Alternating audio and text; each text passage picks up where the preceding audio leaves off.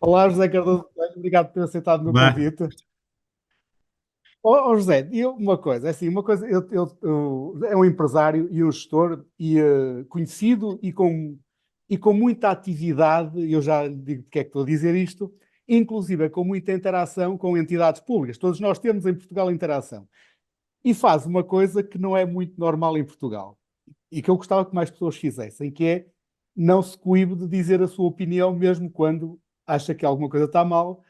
E em Portugal, aquilo, pelo menos é a minha sensação há muito tempo, é que muitas vezes empresários, e empresários grandes e com capacidade, muitas vezes preferem não emitir as suas opiniões porque se calhar pensam assim, se calhar vou arranjar aqui chatice. E não vale a pena arranjar chatice, a vida deles é ser empresários e gestores, não é propriamente arranjar chatices. E a minha pergunta tem a ver com isto, porque isto é um ato de liberdade também, ou seja, porque é que o faz? Se alguma vez sentiu que isso de alguma maneira pode prejudicar ou não, qual é a sua opinião em relação a isto? bom, justamente estamos agora a celebrar os 50 anos. A 25 de Abril era muito mau se nós achássemos que emitir uma opinião com respeito relativamente aos visados fosse alguma coisa que pudesse criar problemas, seja empresários, seja quem for. Portanto, eu acho que já temos uma democracia suficientemente madura para que qualquer pessoa, independentemente do estatuto ou da posição que tenha, possa emitir as suas opiniões. Eu tenho feito, enfim, sempre com o devido respeito relativamente às pessoas sobre as quais opinam, muitas vezes não é às pessoas, mas assim às políticas ou às decisões, e portanto, seja lá à esquerda ou à direita, e portanto, eu julgo que, por isso mesmo, acho que nunca senti nada negativo, aliás, senti várias vezes que apoio, até inclusive pelas pessoas que eu fazia algum tipo de crítica ou de opinião, que se sentiram bem, como diz, e julgo isso, julgo eu que justamente pelo facto de eu não ser, não visar as pessoas, enquanto de um partido ou de uma determinada fação política, né? E, portanto, acho que é um dever de cidadão, acho que eu, enquanto empresário e pessoa que está muito atento ao dia a dia, às empresas e ao que se passa na realidade do dia a dia, aquilo que eu falo muitas vezes tem justamente a ver com isso, quer dizer, aquilo que eu sinto na nossa economia, daquilo que eu acho que devíamos fazer para progredir, e pronto, e é sobre isso que eu não tenho tido uma atividade bastante, às vezes crítica, às vezes não tanto, mas no fundo o objetivo que eu tenho é melhorar o nosso país, não é? Nada mais nada que isso. Não tenho outro tipo de objetivo nenhum, não tenho interesse nenhum na política, não tenho interesse, não tenho vontade nenhuma de participar em qualquer tipo de partido, e portanto o que eu quero é mesmo que o nosso país possa progredir a bem de todos. Mas E é isso por aí, isso. disse aí algumas coisas com as quais eu concordo em absoluto, mas que lhe queria fazer uma pergunta na continuação, que é disse, eu critico políticas, não pessoas, eu falo com respeito, nós estamos a comemorar os 50 anos de 25 de Abril e, portanto, vivemos em liberdade e por isso devia ser, efetivamente, qualquer pessoa devia dizer a sua opinião, sem ter qualquer... portanto, eu concordo com isso em absoluto, mas aquilo que eu sinto, é isso que eu lhe quero perguntar, se é verdade ou não, é que muitas pessoas não o fazem, ou seja, que há, apesar de tudo, um certo receio de que isto me vai prejudicar, e Há portanto muito, há não muito. vale a pena arranjar chatices, acho que é mais isso, não vale a pena. Mas eu acho, às vezes acho que as pessoas têm uma percepção de que ao falarem, ao dizerem, ao expressarem a opinião que têm publicamente, que isso pode-lhes provocar determinado tipo de embaraço ou de problemas, há uns até dizem, se eu der a minha opinião, vou perder contratos públicos. Eu acho que é um exagero, e mesmo se assim fosse, eu acho que nós não podemos prescindir de dar a nossa opinião, eh, eh, e portanto eu acho que devemos correr esse risco. Não creio que ele exista, na verdade. Como digo, é preciso manter sempre um certo nível naquilo que fazemos e dizemos, isso respeito pelas pessoas. Eu respeito, obviamente, a diversidade de opinião, mas, enfim, tenho a minha opinião e, portanto, não me coíbo de a dizer publicamente. E, portanto, mas isso é um facto. De facto, a maior parte das pessoas com quem eu falo tem, de facto, medo ou receio ou acham que não fica bem nas posições em que tem e, portanto, não opinam, e eu acho isso um erro. E até acho trágico para o país, porque há muita opinião de grande valor que devia ser devia ser comunicada, e as redes sociais têm essa enorme vantagem porque não passam através de filtros, seja dos mídias ou de outros, e portanto a rede onde eu partilho mais informação é uma rede, enfim, cada vez mais relevante, e de facto tem muita força. Eu acho que é um meio muito importante de comunicação e de informação, sobretudo, e portanto estou contente por ter usado este meio. Nunca me digo, não, até hoje, nunca vi nada negativo, nem nunca recebi nenhuma mensagem ameaçadora, seja do que tipo for. E portanto, isso acho que, e como eu comunico bastante, se houvesse esse risco, provavelmente ao fim destes anos todos já teria tido alguma experiência, ou uma má experiência, coisa que não tenho. Portanto, eu, como digo, continuo a dizer que os meus colegas, os meus amigos, há muitos empresários que deviam comunicar mais, sem medo, porque eu acho que isso faz parte da nossa democracia e como digo, ao fim de 50 anos era o que faltava agora, fôssemos ameaçados de alguma forma por darmos a nossa opinião de forma pública, né? Claro que sim, e eu concordo em absoluto. E uma das razões também porque tenho aqui este espaço também é para isso e daquilo que fui fazendo ao longo da vida. E acredito nisso também, ou seja, acredito que há um receio que não é, que não se verifica, ou seja, a maior parte das vezes as pessoas não são penalizadas pelo fazer. E, portanto, eu também gostava que muito mais gente o fizesse, porque acho que era importante quanto mais dermos opinião e discutirmos e nos respeitarmos uns aos outros, é assim que melhoramos o país e não é estarmos calados e aceitarmos Temos muita aquilo. gente muitíssimo válida, muito empresários muitíssimo válidos, e que fazia todo sentido que eles comunicassem mais e melhor para que todos aprendêssemos, não é? Uma das coisas que eu pugno no meu dia a dia é para estar permanentemente a aprender, e, portanto, eh, ouvir certos empresários sobre certas situações, seja quais forem, acho que é muito importante, e acho que para o povo em geral seria muito interessante. Sem dúvida. Olha, eu vou agora passar para o outro lado, assim, ainda hei de chegar aqui no meio disto, espero eu, à sua componente de empresário, mas não queria ir já para essa, que é mais óbvia. O José tem também uma intervenção muito grande, e é, assim, e é fácil de ver, porque publica muitas coisas, portanto, nas redes sociais e no LinkedIn vai-se vendo, ao nível do apoio, por exemplo, na área da educação. E no projeto 42, que eu conheço bem, o 42 Lisboa e o 42 Porto, que acho que é um projeto fantástico, mas não só. Como é que vê, não é só a sua intervenção, mas como é que vê o surgimento, eu acho que é um crescimento de iniciativas cada vez mais válidas que vêm da sociedade civil. Eu deixo muito, muito feliz de ver isso nos últimos anos. Acho o 42 é claramente um exemplo. Não há tantos exemplos ainda assim, mas eu acho que tem vindo a melhorar. E como é que, e seguramente está muito mais ligado até a mais iniciativas do que eu, como é que vê esta alteração na nossa sociedade?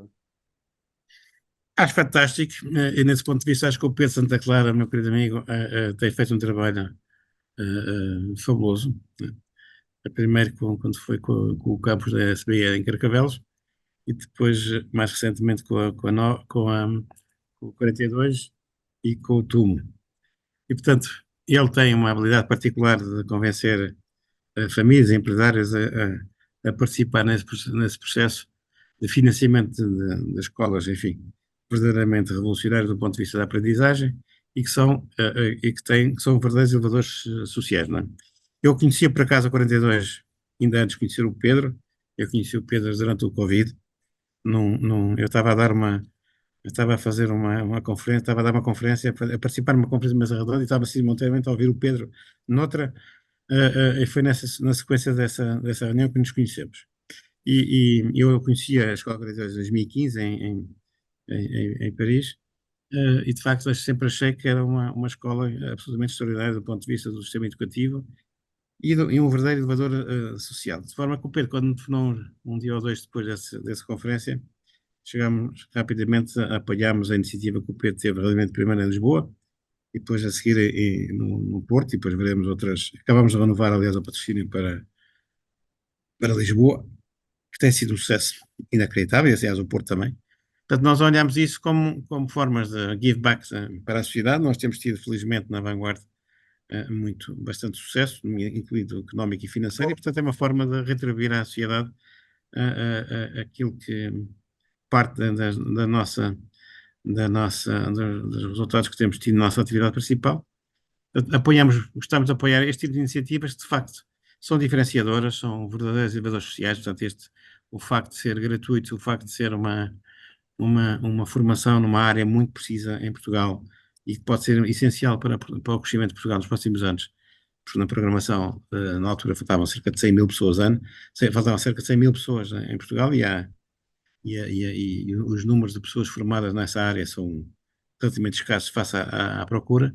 Até esta escola pareceu-nos desde logo um, um fantástico investimento, no fundo, a apoiar pessoas com muitas vezes sem formação académica nenhuma, ou seja, nem sequer o 12º ano tinham terminado, e que ao fim de 3 anos conseguem, através dos conhecimentos que são adquiridos gratuitamente na 42, conseguem emprego e ordenados substancialmente superiores àqueles que tinham antes de entrar na escola. Portanto, é um verdadeiro elevador social.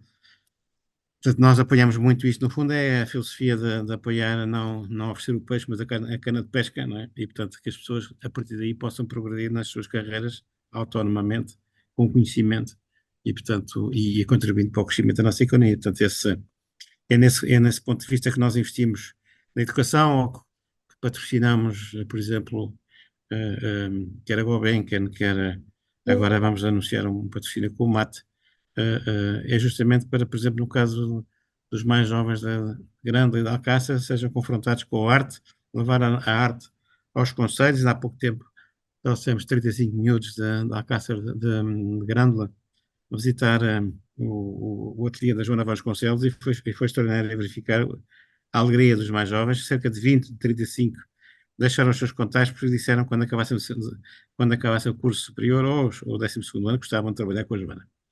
E isto mostra bem este tipo de o quão interessante é estas iniciativas que são feitas, que às vezes nós não damos interesse, não damos importância nenhuma, mas de facto tem muita importância para os mais jovens, e vamos fazer isto recorrentemente com o Goben, com o MAT e até com a Fundação de Serralves, né? Portanto, temos muitas iniciativas na área da educação. Estamos agora a preparar algumas coisas especificamente na região, mas enfim, temos um programa bastante vasto nesta área do give back, no fundo, de mecenato e sponsoring de atividades educativas, culturais e de apoio, por exemplo, à saúde. Eu lembro de penso que foi na primeira edição que finalizou do 42, algo que o Pedro disse que eu acho que é fantástico, é alguém com o 12º ano que trabalhava numa empresa, já não me lembro se era o Grupo de Alta Europa ou algo similar, que foi o melhor aluno junto, se não me engano, com alguém licenciado, ou seja, que é fantástico. Portanto, Sim, muitas havia um jovem que era estufador, né? Portanto, concorreu diretamente com um aluno do IST, é e portanto que fantástico. tinha skills de programação, mas não deixava de ser um estufador, e de repente permitiu naquela. E aliás, este tema, o tema da 42 é um tema que para mim é particularmente interessante, que é o facto dos alunos fazerem um teste online, não é? Primeiros 10 minutos de lógica, depois fazem um teste subsequente, se passarem vão fazer a piscina. Portanto, é um curso onde não há intervenção de terceiros, portanto não há a famosa cunha. Portanto, os alunos estão selecionados em função dos resultados efetivos que conseguem obter pelo seu esforço. Isso é fantástico, não é? E, portanto, e depois tem esta questão, de facto, de ser totalmente grátis. Não há assim muitos projetos em que a educação durante 3 anos ou 4 anos, consoante o caso, seja totalmente grátis. É uma escola, no caso da 42, como no Porto, totalmente grátis, portanto não depende de subsídio nenhum do Estado. E isso acho que é de facto absolutamente extraordinário, enfim. E isso muito se deve ao nosso amigo Pedro Santa Clara, tem de facto, tenho dito muitas vezes, é um trabalho absolutamente extraordinário. Sem dúvida. Mas agora, passando para outra área também que me é querida e que eu acho que quando nós falamos muito, não é em Portugal, é no mundo da sustentabilidade, e que é sempre importante ver que ela tem 3 vetores, não é? Que tem o vetor económico, o vetor ambiental e social, pelo menos depois não se fala na governance e não sei o quê, mas já falo nestes. E, e, e, uma, e, e que eu acho sempre importante é, primeiro, que se refira e que se diga 1000 vezes que as empresas existem para dar lucro. Porque se não tiverem lucro, não conseguem pagar bem aos seus funcionários, aos seus fornecedores, ao Estado, não conseguem retribuir à sociedade, não conseguem, portanto, fazer um conjunto de coisas como. Naquilo que são as atividades empresariais do projeto está ligado, esta questão muitas vezes é explicitada, ou seja, por um lado, a atividade lucrativa daquilo que fazem, por outro lado, também essa preocupação não só da questão ambiental e de terem um conjunto de, hoje, até não só de produtos, e esta eu faço uma pergunta um bocadinho ampla que pode desenvolver, como também empresas, têm vindo a adquirir empresas que, pelo menos quando eu vejo de fora, me parecem sempre nesta perspectiva de trazerem construção em madeira, construção mais acessível até, e também essa preocupação social, ou seja, de onde estão, integrarem um conjunto de iniciativas para as populações e, portanto, para fazer isto de uma forma harmoniosa. O que é que tem sido esse percurso neste âmbito agregado? Bom, o tema da sustentabilidade esteve sempre presente nos nossos projetos, desde o primeiro dia, mas uma primeira fase era mais do ponto de vista da eficiência energética dos mesmos, e depois quando nós decidimos comprar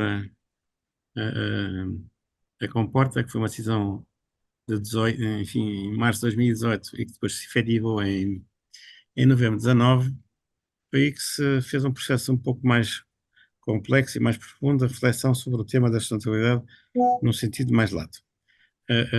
Nomeadamente sobre um tema que é o famoso qual seria o método construtivo apropriado para desenvolver a Comporta. Desde há bastante tempo se fala do processo da industrialização da construção, porque de facto o setor da construção evoluiu relativamente pouco diria, dos últimos 100 anos. Obviamente que hoje as obras são geridas de maneira diferente como era há 100 anos, mas não deixa de ser, o método não investiu, não evoluiu assim tanto. E portanto, o uso da chamada engenharia wood, ou seja, da madeira em CLT, ou wood frame, ou glulam, que permite fazer edifícios com a arquitetura que um arquiteto deseja, portanto não fica limitado na sua criatividade, mas ao mesmo tempo a permitir fazer edifícios que sejam negativos do ponto de vista de emissões de CO2 e que sejam altamente eficientes do ponto de vista energético. E usando um material que é um material sustentável, que aliás é das poucas formas hoje de retenção e de sequestro de CO2, e além de que esse material já tinha sido usado, embora não com este tipo de tecnologia, na zona da comporta. Portanto, hoje, nessa altura, quando começámos a estudar esta matéria e da industrialização, porque a industrialização é um passo fundamental. Aliás, o tema da falta de mão de obra e da mão de obra qualificada não é um tema de agora, mas já se tem vindo a falar há algum tempo, e portanto hoje em dia significa que cada vez mais os edifícios têm que ser pré-fabricados em fábrica e instalados localmente, muito mais rapidamente, com muito menos recursos humanos, né? E portanto, hoje em dia, o que nós desenvolvemos desde então foi uma vez, quando chegámos ao final de 2019, para nós era claro que a industrialização passava nomeadamente pelo uso da madeira, o chamado engenheiro wood, e portanto o que fizemos lá nessa altura foi, enfim, ok, a decisão está tomada e agora vamos ver quem é que nos vai fazer isso. Como não encontramos ninguém, decidimos nós próprios desenvolver uma indústria de raiz. Praticamente comprámos uma empresa de um jovem casal que gostamos muito, e cada vez mais hoje criámos uma grande indústria em Esposende da construção em madeira, e fizemos um investimento muito importante em Esposende, e hoje é uma marca chamada Cosa Wood Industries. Depois criámos um grupo verticalizado, ou seja, carpintaria de limpos, vidro, castelharia, paredes infraestruturadas, etc. Porque o que se visa é o quê? É cada vez mais estas estruturas serem fabricadas em fábrica, e ao serem fabricadas em fábrica, ocorre um aspecto muito importante, que é, desde logo, é possível trazer as mulheres para as fábricas, não é? Porque a segurança, portanto, aquilo que será normalmente difícil ter as mulheres na obra é o peso, o trabalho, enfim, não é qualificado muitas vezes, e é um trabalho pesado, duro e distante de casa. Portanto, ao se fazer as obras ou produzir um edifício essencialmente em fábrica, passa a ser um emprego como qualquer outro, de risco zero, porque, por exemplo, todas as operações de corte são todas feitas por máquinas e nunca há um ser humano por perto. Não há transporte de pesos, porque são máquinas que transportam o peso, e no fundo o operador o que faz é o joystick que transporta e que gera uma máquina que transporta os elementos que são mais pesados. E tem um horário fabril normal, das 8 às 5 ou das 9 às 6, enfim, o que for. Portanto, significa que as pessoas passam a trabalhar junto na proximidade das suas casas. E, portanto, isto está a começar a trazer, digamos, as mulheres para a fábrica, com muito mais qualificação.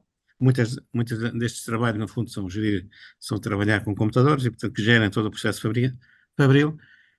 E tudo aquilo que tem a ver, por exemplo, com as paredes pré-fabricadas é uma forma também, um trabalho muito mais leve,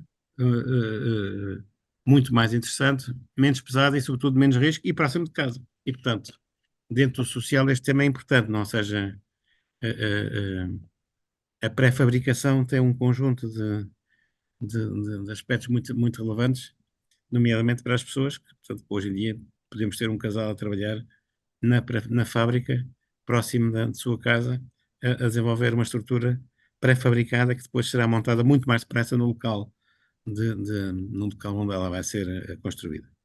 E, portanto, eu acho que é o futuro, portanto, acho que o futuro já está a acontecer e, portanto, nós estamos muito satisfeitos por ter participado nesta, ou ser, enfim, o motor desta indústria em Portugal.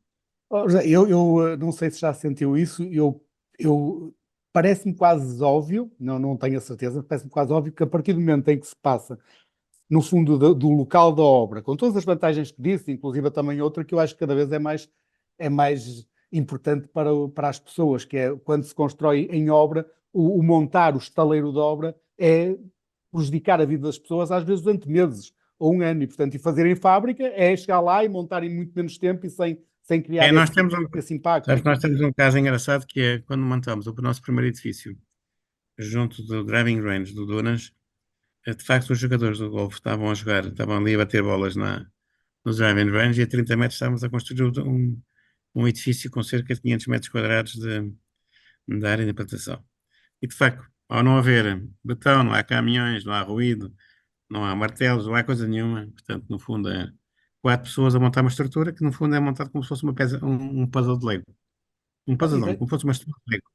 Eh, eh, Em que, numa quarta-feira, chegam as estruturas das paredes e de quarta a sábado de manhã montam a estrutura das paredes e na segunda-feira vem o telhado e na terça-feira de manhã, ou depois por volta do hora do almoço, tem o telhado montado. E, portanto, em 4 ou 5 dias tem uma estrutura montada, a coisa que seria impossivelmente uma estrutura tradicional. E sem ruído, sem cheiro, sem pó, sem barulho. Portanto, é muito diferente. As fundações feitas em estacas e, portanto, não há estruturas de betão a fazer fundações, portanto, não há a remoção de areia. Se fosse quando se constrói em areia, se tiver uma intervenção em 300 metros quadrados, tem que fazer um fosso de 900 metros quadrados, portanto, há ali um grande remoção de areias, o que tem um impacto enorme no meio ambiente, não é? E visualmente. Portanto, é um tipo de construção muito mais fácil, muito mais rápido, muito mais eficiente e, de facto, do ponto de vista ambiental, não tem comparação possível. José, estava até me esqueci, que nós vamos perguntando uma coisa, depois vem outra pelo meio, que era o ritmo de inovação é, penso eu, que eu acho que se ainda não verificaram isso, acho que vão verificar, incomparável melhor quando se está em ambiente fabril do que quando estava nas obras tradicionais. Ou seja, a partir de É, agora as coisas vão acontecer a ter uma velocidade, imagino eu, cada vez mais rápida. é de inovação, por um lado, que é muito importante, é também de qualidade, não é? Porque quando faz o controle de qualidade em fábrica é sempre muito melhor do que se for em Claro. local. Por exemplo, nós agora estamos a começar esta indústria de pré-fabricação das paredes, seja de casas de banho, cozinhas ou coisas normais, em que já as paredes já vão pré-fabricadas para um local. Por exemplo, é um dado adquirido que as mulheres são mais atentas e produzem melhor, por exemplo, este tipo de produto que os homens. Ah, ah, não pergunto porquê, mas enfim, há diversas opiniões, o que é certo é que é um facto. E por isso, por exemplo, uma parede em azulejo que seja feita por mulheres em fábrica tem uma qualidade absolutamente extraordinária. E portanto, nós tivemos há pouco tempo uma obra em que fizemos quase 800 casas de banho e de facto não há nenhum tipo de reclamação em nenhuma das casas de banho que são feitas em fábrica, não é? E portanto, coisa que não é fácil quando é feito manualmente no local, não é? Portanto, o assentamento de pedra ou de mármore de mármore ou de azulejo, etc., é sempre um processo complexo, amoroso, às vezes arriscado e sobretudo sujo, e feito em fábrica, eh, eh, é muito mais célere, é muito mais limpo, muito mais seguro e com muito mais qualidade. E portanto, é o Agora, que é. sendo outra coisa que eu gostava de perguntar, até porque tem a ver com o âmbito destas conversas, que é a liberdade, e até porque pelo tempo em que estamos e pelo dia que vamos ver daqui a 2 dias, como é que como é que vê, não é tanto a questão da liberdade em Portugal, mas a questão dos jovens face à liberdade. Ou seja, porque a juventude e nós, os nossos filhos, em média, tiveram uma vida melhor do que se calhar tiveram os seus pais e os avós. E, portanto, quando se nasce com vidas melhores, começa-se a dar por adquirido aquilo que para outros foi preciso conquistar. E como é que, naquilo que são as suas interações com jovens, como é que vê que há uma. Ou seja, isso é algo que os jovens interiorizam, é algo que os preocupa, é algo que estão, para os quais estão despertos. Ou melhor, no fundo, como é que vê a nossa juventude perante os desafios do presente e do futuro? Bom, eu diria que há tudo, não é? Eu, por exemplo, no caso dos nossos três filhos, eh, eh, tentamos incutir-lhes um sentido da responsabilidade grande, independentemente de serem pessoas, de serem três crianças de alguma forma privilegiadas, mas não deixa de ser, mas também simultaneamente, um sentido de dever, de trabalho, de responsabilidade, e infelizmente nem sempre vejo isso, não é? Portanto, às vezes acho que há um sentido, há um excesso de. Há muita gente que acha que a liberdade lhes permite tudo, e não é assim, e acabarão aprendendo no futuro que não é assim, não é? Mas enfim, nós lidamos, tenho tido a sorte de, através até do LinkedIn, que é a minha ferramenta de comunicação principal, eh, tenho tido a sorte de ter muitos contactos de muitos jovens. Aliás, faço questão de receber muitos pedidos de contacto de jovens que estão a frequentar as universidades e que me pedem ou de alguma forma para falarem comigo, enfim, de alguma forma explicar-lhes o que é que eu acho sobre liderança ou sobre os negócios ou sobre carreiras, o que é que devem fazer nas suas vidas e, portanto, tenho lidado com muita gente, muito interessante. Nós temos aliás, apoiado alguns jovens que querem fazer estágios, enfim. Eu diria que temos apesar de tudo, de algumas dificuldades, temos uma, uma, uma nova fornada, digamos assim, de jovens com muita qualificação. A minha preocupação principal enquanto português é sermos capazes de os garantir em Portugal, não é? Eu tenho feito muito esforço para que no setor imobiliário, que era um setor que tradicionalmente não era particularmente apelativo para os jovens qualificados, sejam formados em economia, ou gestão ou outras áreas, porque era tido como uma atividade pouco sofisticada. E eu acho que hoje em dia já muitos deles já perceberam que o setor da promoção imobiliária, e nós já não estamos só na promoção imobiliária, hoje em dia já é um grupo diversificado, mas enfim, falando da promoção imobiliária, é um setor bastante mais complexo, muito mais atrativo do que as pessoas normalmente pensam, não é? E é engraçado que nos jovens que já fizeram estágios connosco e outros que fazem, por exemplo, teses de mestrado ou licenciatura sobre um negócio imobiliário, se apercebem que é um setor onde há muita possibilidade de aplicação dos seus conhecimentos, nomeadamente para quem faz estudos na área da gestão. E, portanto, o meu objetivo é, cada vez mais, atrair estes jovens para este setor, entretenimento e outros que se calhar já foram mais sexos no passado, como era, por exemplo, a banca, ou a auditoria, etc., que hoje vejo que muita gente já está a pensar que se calhar o setor imobiliário é um setor interessante para as suas próprias carreiras, não é? Então, eu diria que estamos no bom sentido, o que para mim o que é de facto triste é ver, apesar de tudo, um grande número de jovens a sair de Portugal ou por falta de oportunidades, ou por questões de fiscalidade, ou outras. Isso temos que ser capazes de reverter o mais depressa possível. E essa questão, que é a velha questão, ou seja, há anos e anos que falamos disso, a falta de competitividade da economia portuguesa, da produtividade, essencialmente, da economia portuguesa, porque sem produtividade não se consegue gerar lucros para poder pagar bons salários e para que os jovens encontrem aqui as mesmas oportunidades, não só de crescimento dentro das empresas, como, obviamente, de uma vida digna e de um bom equilíbrio familiar e da vida pessoal e social. Como é que nós, que é que nós não conseguimos, apesar de tudo, há tantos anos, não é? Que tanto se fala, que toda a gente parece preocupada, mas a verdade é que ano para ano não estamos a conseguir, não é? E a verdade é que os jovens estão a sair a uma escala muito grande nos últimos anos e cada vez mais. Bom, eu diria que não é só tudo culpa do Estado, não é? Obviamente que o Claro que não, Estado, claro. o peso gigantesco da fiscalidade, que às vezes as pessoas não se apercebem do peso que é da fiscalidade que impacta sobre as empresas, quer sobre as pessoas, é brutal, não é? E portanto nós temos que fazer uma revolução fiscal o mais depressa possível, caso contrário não vamos resolver os nossos próprios problemas, mas depois também, obviamente, temos temos temas relacionados com a própria qualidade do tecido empresarial nacional, não é? Temos muita gente que infelizmente não tem qualificações e, portanto, não são bons patrões, digamos assim, e, portanto, não são capazes, a partir do momento em que já não são capazes de gerir uma certa complexidade do ponto de vista das suas empresas. E depois há aqui o tema tradicional que nós em Portugal continuamos a ter um problema grave, que é ao nível, por exemplo, das marcas, não é? Nós não temos, nós produzimos muitas vezes para terceiros, mas não somos capazes de produzir com marca e, por exemplo, continuamos a fazer muita coisa para outras marcas estrangeiras que multiplicam por 2, 3, 4 ou 5 ou 10 o preço de venda e o valor fica lá fora, né? Portanto, eu no setor imobiliário é um tema que eu me debato há muito tempo. Se nós formos a ver, apesar deste tema das marcas seja uma coisa estudada na universidade há muitos, muitos anos, sei lá, se calhar desde os finais dos anos 70, a verdade é que ainda hoje se investe pouco em marcas em Portugal, não é? Se você for a ver, mesmo em indústrias tradicionais, como o caso do têxtil, etc., se me perguntar qual é uma marca hoje de fatos ou de homem ou de sapatos, praticamente não há nenhuma que seja reconhecida como marca internacional, não é? E de facto há muito pouco investimento. Nós fomos a ver no setor imobiliário. Se a maior parte das pessoas perguntar quais são as marcas de imobiliário que existem há mais de 20 anos, provavelmente as pessoas não sabem nenhuma. E isto é trágico, não é? E portanto, eh, falta de capital, fiscalidade pesadíssima. Depois não é só a fiscalidade, são os problemas de licenciamento ou os entraves que as estruturas que o Estado desenvolveu são de tal forma ineficientes que depois arrasta tudo, né? Porque, olha, vou dar um exemplo, nós vamos lançar, seria ontem a licença de um projeto que nós comprámos há 9 anos, né?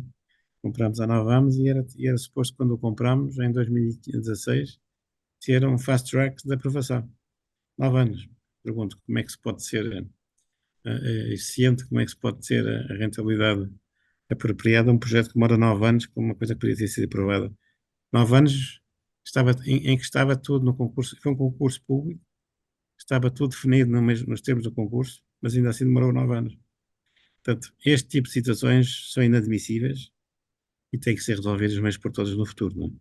Mas há imensos pequenos entraves que as pessoas não, não, não veem quando fazem um projeto imobiliário. Há tantas entidades do Estado ou de concessões do Estado que são de tal maneira complexas, que demoram tanto tempo a decidir, que se calhar as pessoas, as próprias, não têm noção dos embaraços e dos custos que causam aos investidores. E por isso é que hoje também nós temos hoje muitos investidores estrangeiros que pura e simplesmente não querem investir em Portugal porque é um mercado pequeno, não é? Às vezes nós achamos, mas a Espanha ou a França também têm legislação assim, assim. Pois é, mas é que muitas vezes são países com dimensão económica muito superior à nossa, em que determinado tipo de fundos têm que lá estar, porque as oportunidades são o que são, não são assim tantas, mas são maiores, são mais relevantes, têm maior efeito de escala, e portanto Portugal é um país secundário, e portanto nós temos que tratar melhor os investidores, caso contrário não temos nenhum. E não é por acaso que no nosso setor, se vamos a falar do Belo Torrente, que é uma área que nós precisamos muito, ou seja, precisamos de muitas casas para arrendar, em Portugal neste momento praticamente não há nenhuma, não é? E não está nenhuma porque, essencialmente por questões de natureza fiscal, e sobretudo por questão de licenciamento, não é? E de instabilidade legislativa, não é? Sem dúvida. Portanto, são José, temas. olha, muito obrigado. Esperemos, continuamos a ser otimistas e a acreditar que vamos melhorar e que o país vai melhorar. E muito obrigado pela disponibilidade, que tudo continua a correr bem e um abraço. Muito obrigado, um abraço e obrigado pelo convite.